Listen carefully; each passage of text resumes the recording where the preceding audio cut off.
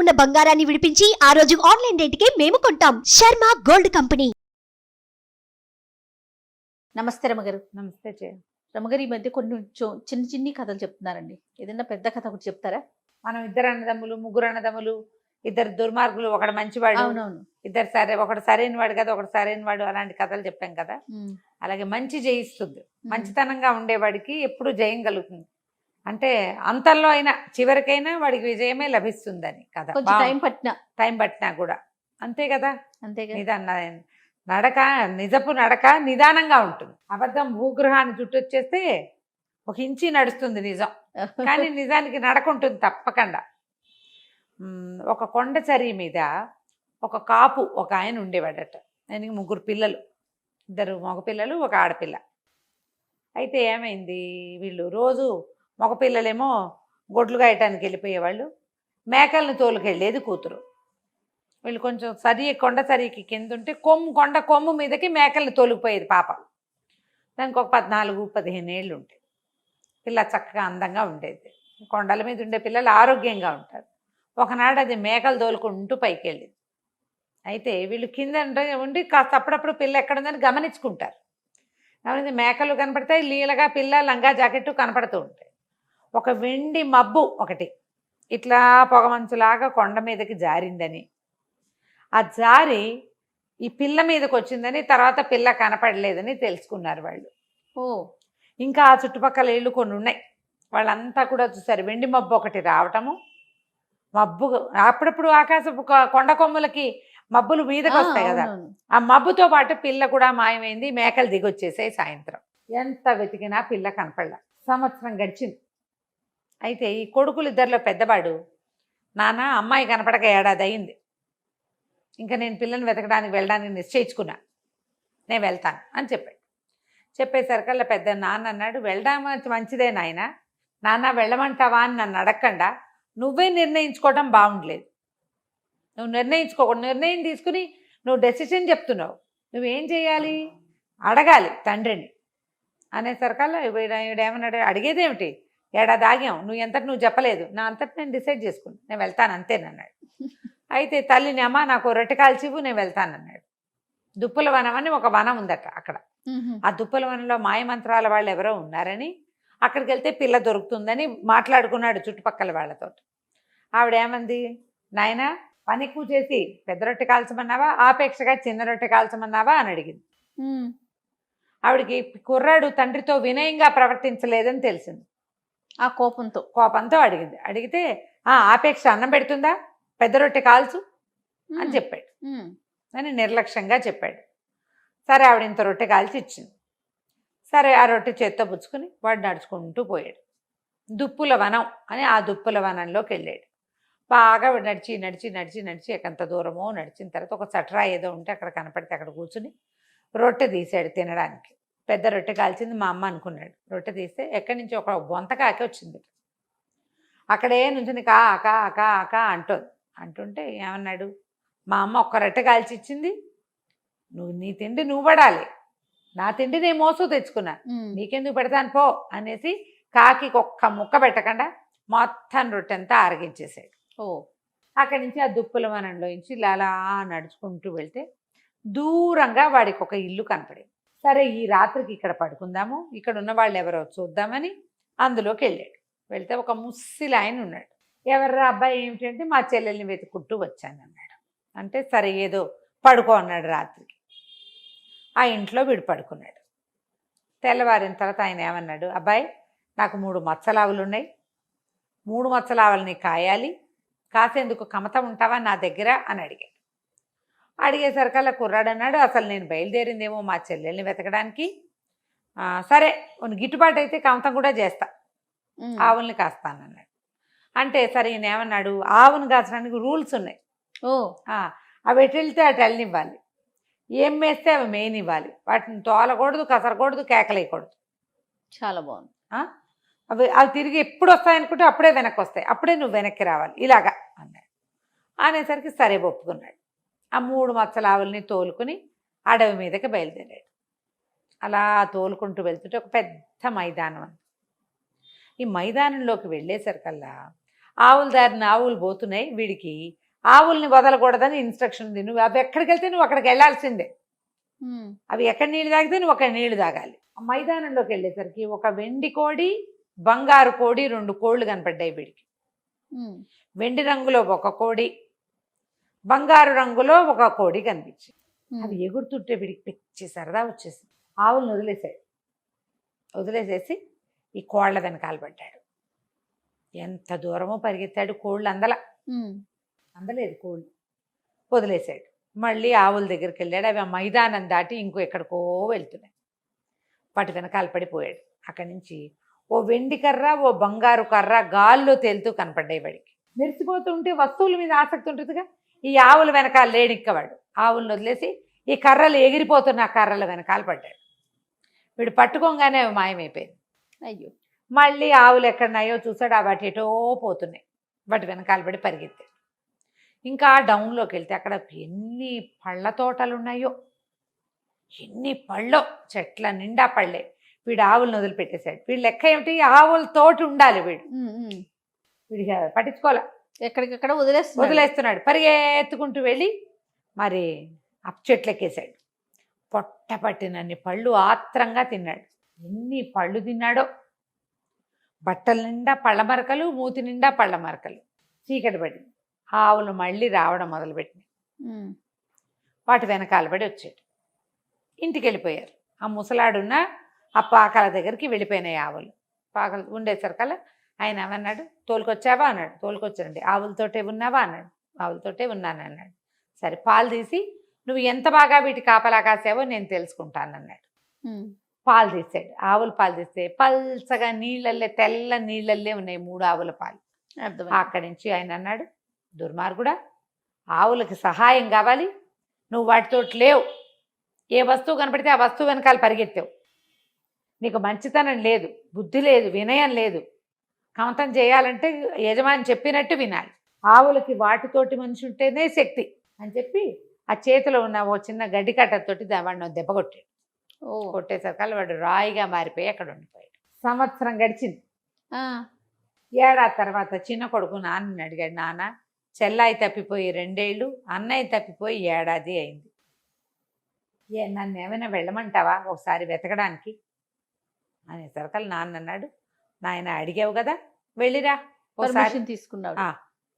నువ్వు అడిగావు కదా, వెళ్ళనా అన్నావు కదా, వెళ్ళిరా, చెల్లాయిని అన్నయ్యని తీసుకురా అన్నాడు.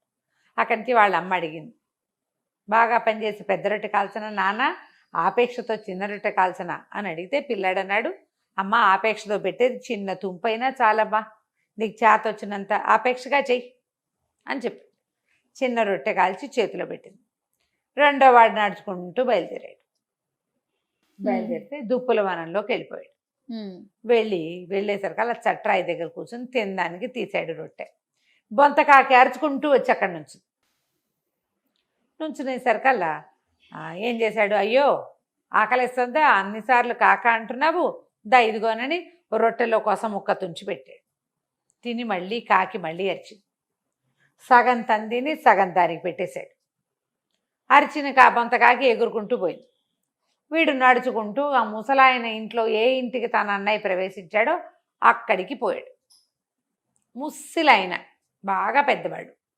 సరే, ఆయన రాత్రికి పడుకొని ఆయన పడుకోబెట్టి, మా దగ్గర కమత ఉంటావా అంటే, నిజానికి నేను మా అన్నయ్యని చెల్లిని వెతుకుతున్నాను, నువ్వు పెద్దవాడివి, పాపం గొడ్ల వెనకాల పడి ఏం పోతావు, నీ ఆవుల్ని కాస్తూ మా అన్నయ్యని చెల్లిని వెతుకుంటాలే తాత, ఒక ముద్ద అన్నం పెట్టు చాలు నాకు అని చెప్పాడు. ఆవుల్ని తోలుకుని బయలుదేరాడు. ఆవులు మైదానంలోకి వెళ్ళాయి. వీడికి వింత కోళ్ళు 2 కనపడ్డాయి, వెండి రంగు కోడి, బంగారు రంగు కోడి. చాలా ఆసక్తిగా చూశాడు. కానీ వీటిని మనం ఏం చేసుకుంటాం అనుకొని వాటి జోలికి వెళ్ళాల. వాటి దారిన అవి తిరుగుతుంటే వీడి దారిన వీడు ఆవుల దగ్గర నుంచున్నాడు. పోయి ఆవులతో పాటు నడవటం మొదలుపెట్టాడు. అక్కడి నుంచి ఇంకా ముందుకెళ్ళి ఆవులు మైదానాలు దాటి అడవిలోకి ప్రవేశించాయి. అడవిలో ఒక వెండి పొన్ను కర్ర, ఒక బంగారు పొన్ను కర్ర గాల్లో ఎగురుతూ కనపడ్డాయి. అలాంటి కర్రలు చూస్తే ఉత్సాహంగా ఉంటుంది కుర్రాళ్ళకి. ఇట్లాంటివి గాల్లో ఎందుకు ఎగురుతాయి, ఏ మాయ మంత్రాలవో విచిత్రంగా అని వాటి జోలు మనకెందుకని ఆవుల మీద చేతులేసి వాటితో పాటు నడుస్తూ పోయాడు. ఇంకా దాటిన తర్వాత పెద్ద పళ్ళ చెట్ల వనంలోకి ప్రవేశించినాయి ఆవులు. వీడు పొద్దున్నే అన్నం తినొచ్చాడు. కడుపు నిండిన వాడికి మనకి పండెందుకు, పళ్ళుంటే మాత్రం. ఆయన ఆవులతోటి ఉండాలి, ఆయన చెప్పిన రూల్స్. అవి ఎటు వెళ్తే అటు వెళ్ళాలి, అవి ఏం తింటుంటే వాటి దగ్గరే నువ్వు నుంచోవాలి, కన్ను మరుగు కాకూడదు, దగ్గరే ఉండాలి, తోలకూడదు. అవి తిరిగి వచ్చినప్పుడు తిరిగి రావాలి. అదే పెద్దవాడికి ఏ రూల్ చెప్పాడో చిన్నవాడికి అవే రూల్స్. ఆవులతో ఉండమన్నాడు కాబట్టి పళ్ళ చెట్ల దగ్గరికి వెళ్తే ఆవులు ఎటు వెళ్ళిపోతాయో, చెట్టెక్కి కోసుకోవద్దు పళ్ళు. అవునవును. మనం పళ్ళ అయ్యావ ఎందుకు, ఇంటికి వెళ్ళిపోతే సాయంకాలం అక్కడే ఏదో రెండు రొట్టెలు తినొచ్చని కుర్రాడు వాడి జోలికి వెళ్ళాలి. అక్కడి నుంచి దూరంగా మంటలు కనపడ్డాయి. ఈ ఆవులు నడుచుకుంటూ ఆ మంటల వైపుకి వెళ్ళిపోయింది. వీడికి ఇన్స్ట్రక్షన్ ఉంది, ఆవును తోలకూడదు, కసరకూడదు, కేకలేయకూడదు. వీడు వాటితో పాటే వెళ్ళాడు. ఆవులు కసగందల పొగ వస్తోంది, ఆ పొగ మధ్యలో ఇంచి వెళ్ళినాయి. వీడు కూడా సేఫ్గా వాటి వెనకాల నడుచుకుంటూ వెళ్ళిపోయాడు. అక్కడ బోళ్ళంత గడ్డి ఉంది. కడుపు నిండా గడ్డి మేసి 3 ఆవులు మళ్ళీ వెనక్కి తిరిగినాయి. తిరిగేసరికల్లా వెనక్కి తిరిగి వచ్చి పిల్లాడు కూడా వాడితో పాటు రెండో వాడు వచ్చేసాడు. వెనక్కి వచ్చేసి ఈ ముసలాయన దగ్గరికి వచ్చాడు. ముసలాయన అన్నాడు, బాగా కాసేవా ఆవుల్ని అంటే, బాగా కాసాను, వాటితో పాటే ఉన్నాను అన్నాడు. అనేసరికి సరే పాలు తీసి చూస్తానన్నాడు. పాలు తీసేసరికల్లా పాలు చిక్కగా పైన వెన తేలుతున్నట్టుగా ఉన్నాయి. ఓహో సరే అంటే అప్పుడు ఆవులకి నచ్చినట్టు చేసావన్నమాట. ఆయన అన్నాడు, సరే అబ్బాయి నీకేం కావాలో చెప్పు అనేసరికల్లా నేనేం చెప్పను, నేను మా చెల్లిని మా అన్నయ్యని వెతుక్కుంటూ వచ్చాను. ఇక్కడ ఏదో రాతి బొమ్మ ఉంది, అదేమో మా అన్నయ్య లాగా ఉంది. గుర్తుపట్టాడు. మా అన్నయ్యలే ఉంది. మరి మా అన్నయ్య మా చెల్లి కావాలి నాకు. మీ రకం చూస్తుంటే మీరే మా అన్నయ్యని మా చెల్లిని తెచ్చారేమో అనిపిస్తోంది. మా అన్నయ్యని మా చెల్లిని మాకు ఇప్పించి తాత, నేను వెళ్ళిపోతాను అన్నాడు. అనేసరికల్లా ఆయన అన్నాడు రుసరుసలాడుతూ, తెచ్చాననుకో, మీ అన్నయ్యకి బుద్ధి లేదు, మంచితనం లేదు, వినయం లేదు, వాడికి గొడ్డునప్ప చెప్తే జాగ్రత్తగా చూసుకోవటం రాదు. సరే కావాలంటే నీకు అట్లాగే ఇస్తా, నాకు 3 పనులు చేసి పెట్టు నువ్వు. ఈ 3 పనులు అయితే అన్నయ్యని ఇచ్చేస్తాడా? అన్నయ్యని ఇచ్చేస్తాను, మీ చెల్లిని కూడా ఇచ్చేస్తాను అన్నాడు. సరే చెప్పమన్నాడు. ముసలివాడు 3 కోరికలు చెప్పాడు. ఏం చెప్పాడు, ఈ కొండ అవతల అడవిలో, కొండ మీద కూడా వెళ్తుంది, ఒక అడవి దుప్పి ఉంది. దాని బ్రహ్మాండమైన కొమ్ములు, ఆడదుప్పి అది. కాళ్ళు చువ్వల్లా ఉంటాయి, మహావేగంతో పరిగెడుతుంది. ఆ దుప్పిని పట్టుకొచ్చి తెచ్చిపెట్టు నాకు, అది కావాలి.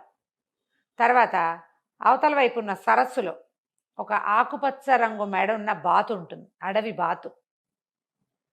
సరస్సు చుట్టుపక్కలే ఉంటుంది, ఆ బాతును పట్టుకురా.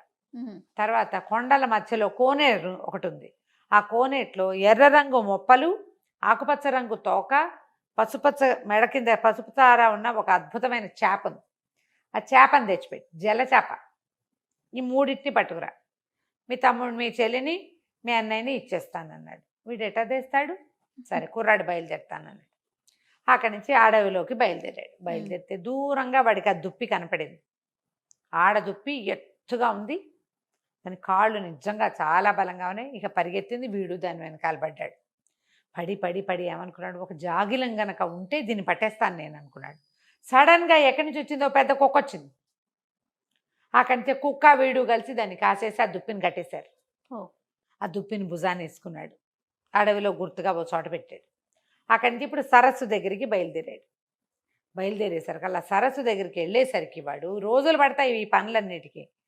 ఈ పైన బాతు ఎగురుతోంది, ఆకుపచ్చ రంగు మెడ ఉన్న బాతు ఎగురుతుండేసరికల్లా బొంతకాకి మొట్టమొదట వీడు రొట్టె పెట్టాడు కదా, ఆ కాకి పైనుంచి ఎగురుతూ తనే ఒక్క పోటు పొడిచింది ఆ బాతుని. పొడిచేసరికల్లా బాతు కేరమంటూ కింద పడిపోయింది. ఠక్కిని పట్టేశాడు దాన్ని. మెడ పట్టుకున్నాక ఇంకా బాతు ఎక్కడికి వెళ్ళలేదు. ముందు వచ్చిన కుక్కను కూడా ఈ కాకే పంపించింది వాడికి సహాయం కోసం. వాడి వెనకాలే తిరుగుతోంది అది. అక్కడి నుంచి ఏమైంది, జలచేప కోసం వీడు కోనేట్లోకి వెళ్ళాడు. కోనేట్లోకి వెళ్ళేసరికల్లా ఒక అడవి పిల్లి నీళ్ళల్లోకి దూకి ఆ చేపను లాక్కొచ్చి వీడి చేతికి అప్పచెప్పింది. అవన్నీ ఎందుకు వచ్చినాయి, బొత్తకాకి వల్ల వచ్చినాయి. అది అడవిలో ఉంటుంది కదా, అక్కడి నుంచి ఈ పిల్లిని, ఈ బాతుని, చేపని, బాతుని, ఆ దుప్పిని భుజాన్ని వేసుకుని ఈ కుర్రాడు నడుచుకుంటూ పోయి ఆ ముసలాయనకి అప్పచెప్పాడు. చెప్పేసరికి ఆయన మాయ మంత్రాల వాడికి తెలుసు ఏం జరిగిందో. ఈ 3 స్వాధీనపరుచుకుని లోపల పెట్టుకుని ఏం చేశాడు, ఈ రాత్రిలోగా ఉన్నాడు కదా అన్నయ్య, ఆ అన్నయ్యనేమో మనిషిని చేశాడు. లోపల మబ్బు లాంటి ఒక పదార్థంలో దాచిపెట్టిన పిల్లని కూడా బయటికి తీసుకొచ్చాడు. ఇదిగో మీ చెల్లి సేవ చేయించుకునేందుకు తెచ్చుకున్నాను, వెనకాల పిల్ల మేకలు కాస్తుంది రోజు అని. నువ్వు మంచితనంతో మర్యాదతోటి ఈ పనులన్నీ చేసావు, మీ అన్నయ్యకి కూడా అది నేర్పించు, హాయిగా ఉండని అన్నయ్యని చెల్లిని తమ్ముడికి అప్పచెప్పాడు. వీళ్ళిద్దరిని వెంట పెట్టుకుని ఈ కుర్రాడు నడుచుకుంటూ ఇంటికి తీసుకుపోయాడు. ఆ బొంతకాకి ఎప్పుడైనా ఓసారి వీడి కొద్దీ స్నేహం కొద్దీ వాళ్ళ ఇంటికి వెళ్ళి కనపడుతూ ఉండేది. ఆ తర్వాత ఎప్పుడూ వాళ్ళు కొండ కొమ్ములు ఎక్కల, ఆ కొమ్ము ఎక్కకుండా కిందనే తిరుగుతూ పనిచేసుకుని హాయిగా ఉన్నారు. కథ కంచికి మనం ఇంటికి. సూపర్. నమస్తే. నమస్తే.